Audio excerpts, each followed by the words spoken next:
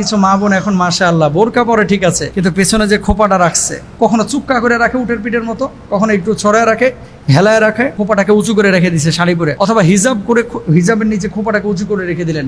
High heel যারা ব্যবহার করে তাদের পেছনের বা স্ট্রাকচারালি কিছু পরিবর্তন কিন্তু হয়ে যায়। এই নারীরা জান্নাতের গন্ধ পাবে না। সহিহ মুসলিমের মধ্যে আলোচনা আসছে 2128 নম্বর হাদিসটা আমরা শুনি।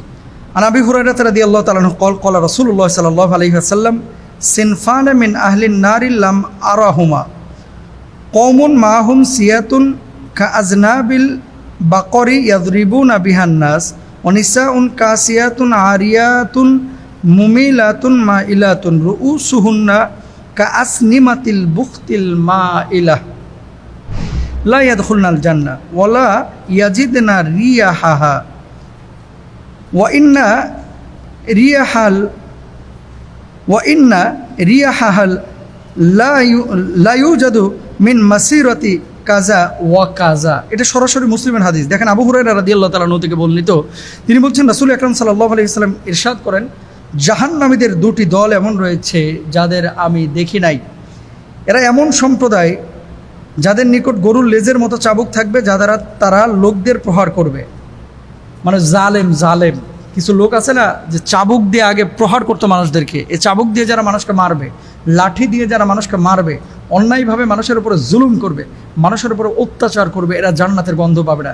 2 নম্বর শ্রেণীর কথা বলেছেন কি, এমন একদল মহিলা হবে যারা কাপড় পরিধান করে উলঙ্গ থাকবে, পরবে কাপড়, কিন্তু ভেতরের কি বলবো আপনার, মানে লজ্জাস্কর কথা।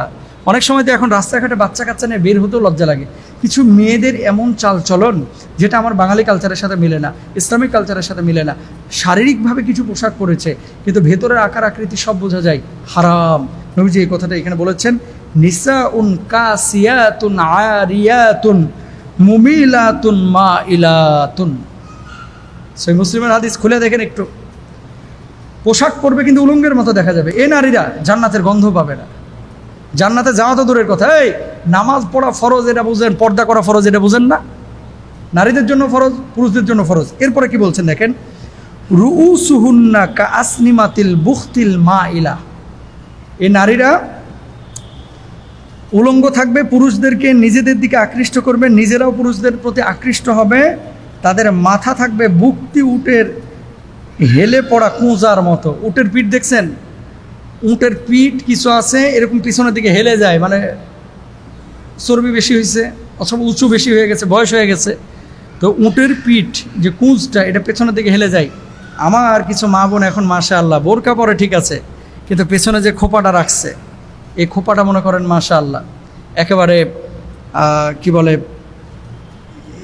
কখনো চুক্কা করে রাখে উটের পিঠের মতো, কখনো একটু ছড়ায় রাখে, হেলায় রাখে। আবার কেউ আছে হিজাব করে ঠিক আছে, মুখের মধ্যে আটা ময়দা সুজি মারছে প্রায় 1.5 কেজি, বুঝছেন? তারপরে এই যে এই খোপাটাকে উঁচু করে রেখে দিছে শাড়ি পরে, তা আপনি কী করলেন?